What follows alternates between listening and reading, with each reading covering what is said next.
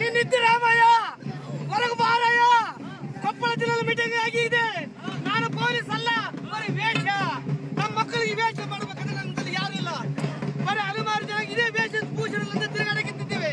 ನನ್ನ ಮಕ್ಕಳು ಪೊಲೀಸ್ ಆಗಿಲ್ಲ, ನನ್ನ ಮಗ ಡಿಸಿ ಆಗಿಲ್ಲ, ನನ್ನ ಮಗ ಇಂಜಿನಿಯರ್ ಆಗಿಲ್ಲ.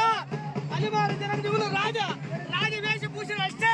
ಇವನು ರಾಜ. ಬೆಳಕದ ಭಿಕ್ಷೆ ಬಿಡಬೇಕು ನಾವು. ಸಿದ್ದರಾಮಯ್ಯ ಎದ್ದು ಬಾಯ, ನಿದ್ದರಾಮಯ್ಯ ಎದ್ದು ಬಾಯ. ಒಂದು ಮೀಸಲ ಸಲುವಾಗಿ ಕೊಡಲೇಬೇಕು.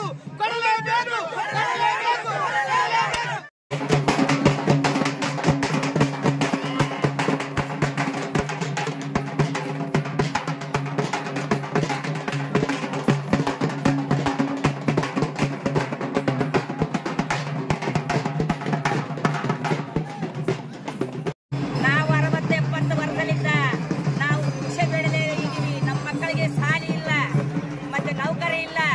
ನಾವು ಇದನ್ನೇ ಜೀವನ ಮಾಡಿಕೊಂತ ಹೋದ್ರೆ ಮೀಸಲ ಮಾಡಿ ನಮಗೆ ಪರ್ಸೆಂಟ್ಗೆ ನಮ್ಮ ಮಕ್ಕಳಿಗೆ ಸಾಲಿ ಉದ್ಯೋಗ ಕೊಡಿಸಬೇಕು. ಇಲ್ಲ ಅಂದರೆ ಬೇಸಾಗಲ್ಲ. ನಾವು ಇದೇ